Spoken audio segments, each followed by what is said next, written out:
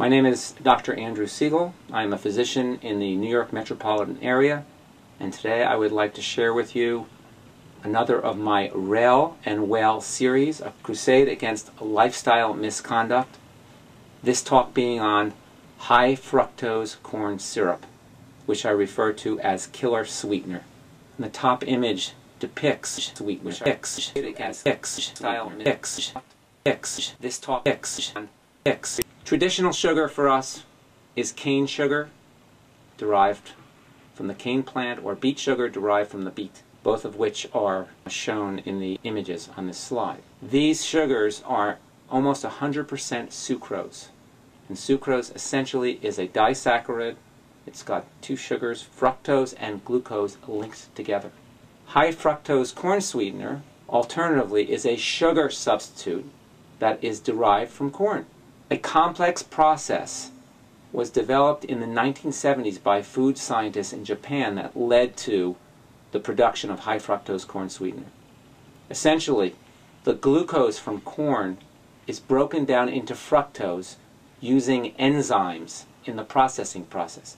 And once the fructose is created, glucose is added to it to achieve the desired sweetness. So it is ubiquitous in processed foods and beverages. High fructose corn sweetener 55 means 55% fructose, and this is typically used in soft drinks in the United States. And HFCS 42, which is 42% fructose, is typically used for baked goods in the United States. Each American, on average, consumes about 70 pounds of high fructose corn sweetener. It is cheaper than sugar because of corn subsidies and tariffs on sugars. A few words on corn processing. We start off with a healthy corn cob on the left. The corn goes through a processing process known as milling, and as a result, cornstarch is produced, which is shown on the image on the right.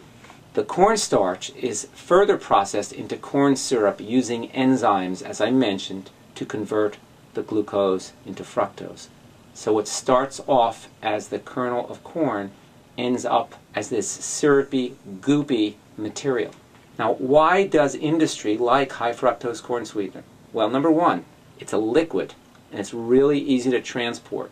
It can be transported in a large cylindrical van, just like gasoline and petrol can. Fructose happens to be the sweetest of all naturally occurring carbohydrates. It does not crystallize or turn grainy when cold, like table sugar might. Its high solubility, the fact that it dissolves very easy, leads to softer products, and its ability to retain moisture causes moisture and better textured baked goods. Additionally, it acts as a preservative to help prevent freezer burn and to maintain the freshness and extend the shelf life of processed foods. High fructose corn sweetener, why our bodies don't like it?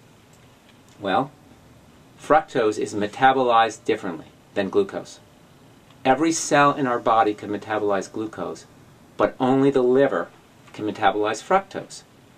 Fructose does not stimulate insulin secretion, as does glucose. Fructose does not stimulate leptin secretion. Now, leptin is our hormone of satiety. It's what is released by certain food substances in order to make us feel full. Well, fructose does not stimulate the leptin response. Fructose, more readily than glucose, replenishes liver glycogen, that's stored carbohydrates in the liver, at which time triglyceride synthesis occurs, which is basically fat synthesis.